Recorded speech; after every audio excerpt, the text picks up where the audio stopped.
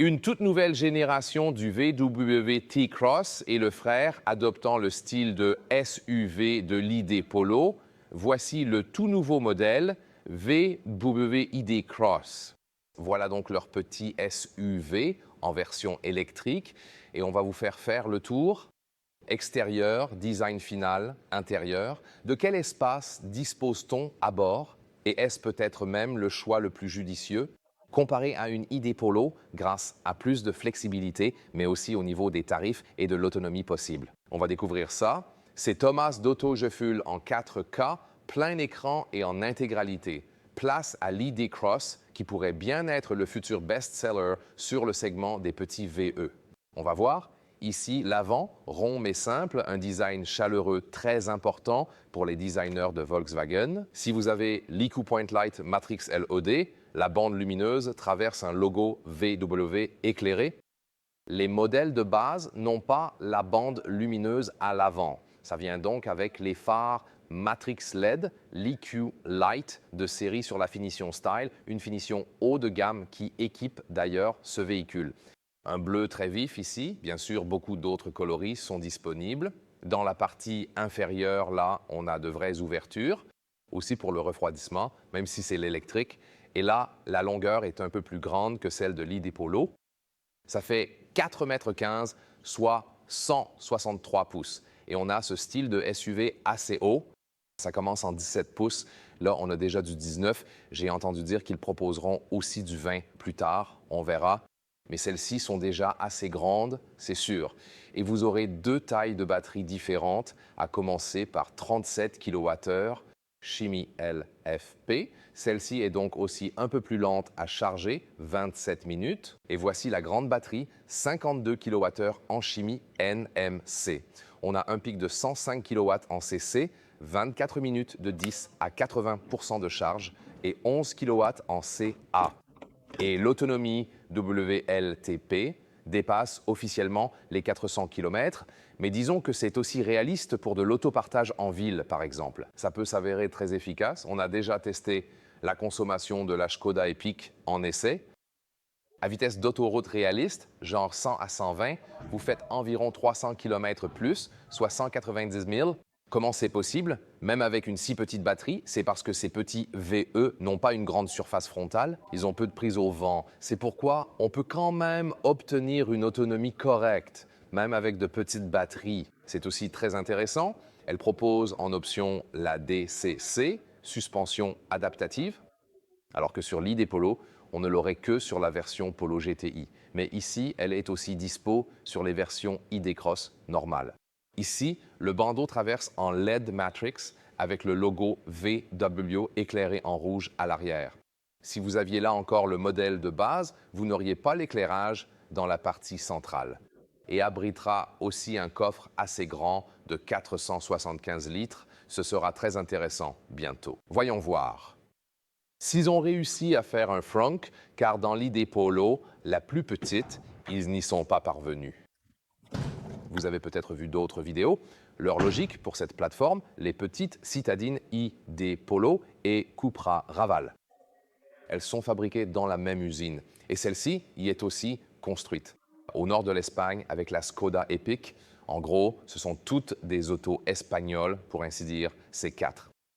Et puis, oh, regarde ça. Il y a même ici des verres à gaz. Wow. Et on a bien un petit coffre à l'avant. Voilà la différence avec l'ID Polo.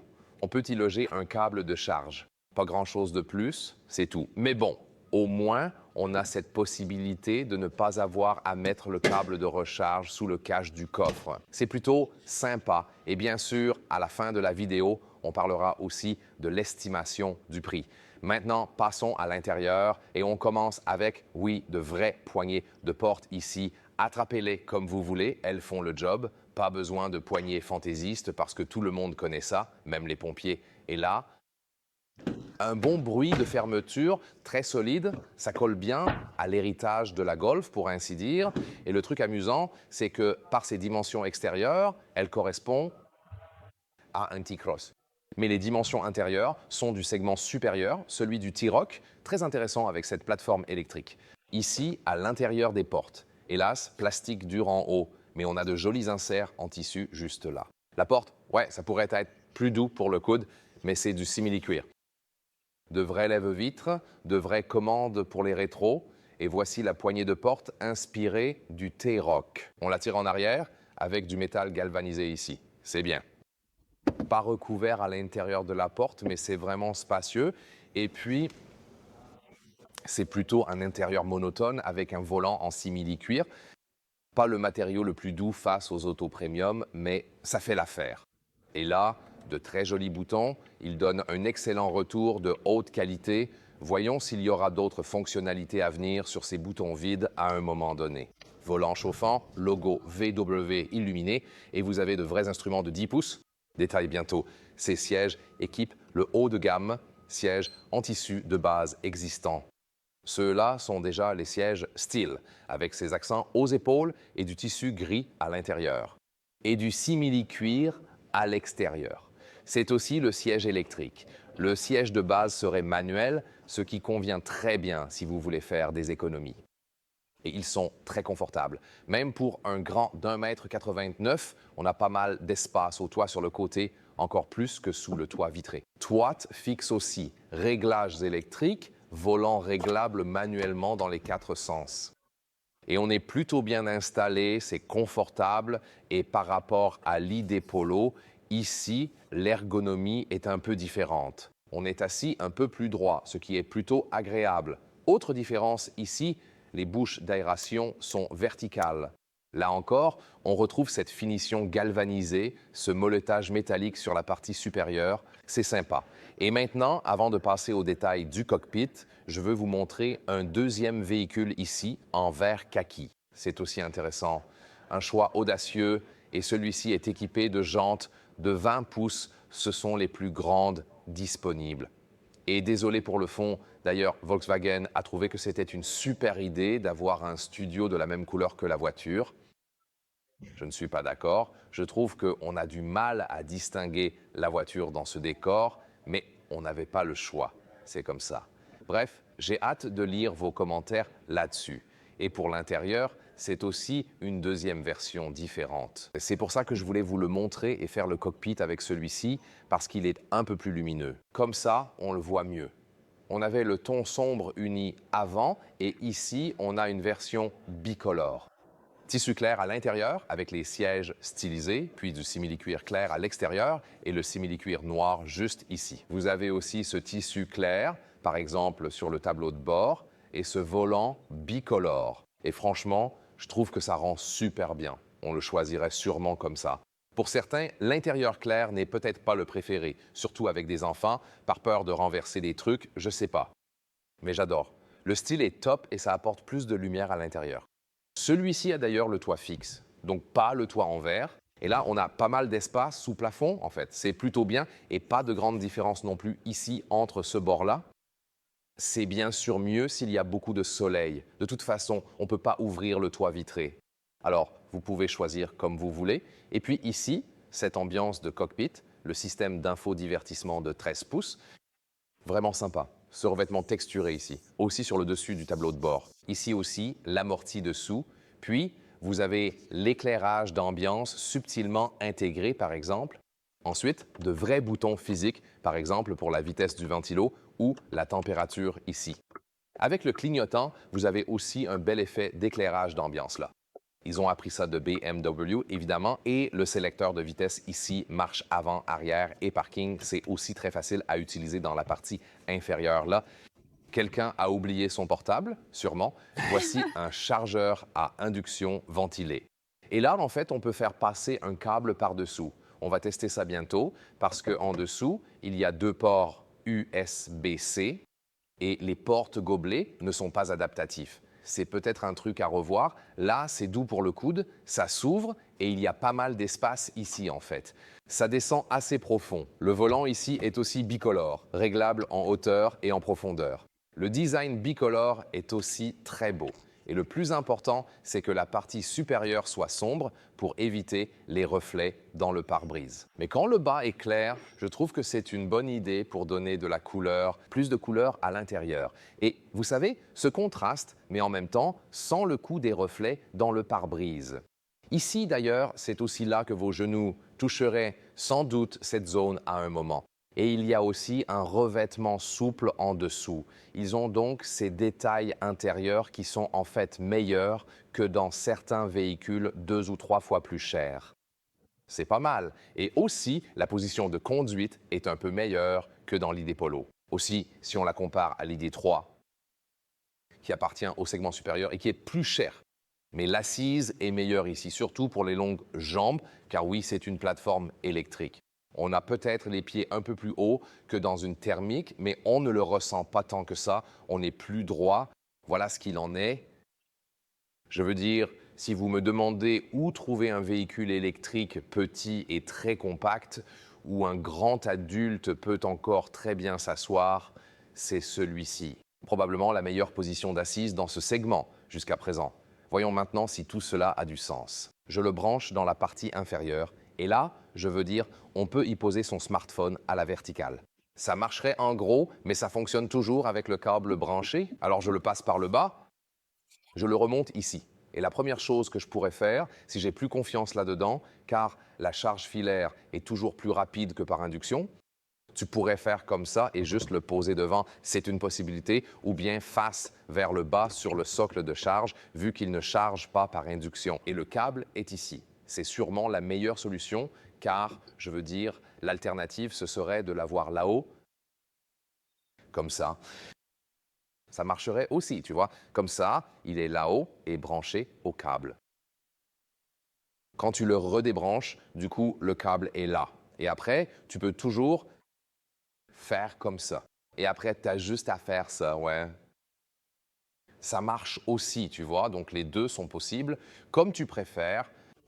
Et le système audio Harman Kardon testé ici, je le trouve vraiment très bon. Je veux dire, ce n'est pas un véhicule super cher et ça aide vraiment d'avoir cette isolation phonique ici. Ça fait un peu comme dans un studio d'enregistrement, vous voyez. Donc, plutôt cool. Je choisirais celle-là. Et le digital, il se passe quoi? Course sur plage? Course sur plage? Alors, Léa boycotte mon essai en faisant une course sur plage sur l'infodivertissement. Ouais, courir ici. Comment ça marche? Là? Ah, ici, genre à droite et à gauche. Oh, je dois veiller à ce que tout soit dans le cadre en même temps. Faut voir. Ouais, je pense celui-là. Oh non, dernier. 5 et 6. Oh, quatrième. Ouais, je pense qu'on peut atteindre la première place juste après ça. Et puis, on peut continuer avec les instruments digitaux juste ici. Donc, changement de vue. Oh, c'est les cadrans rétro. Je choisirais carrément ça.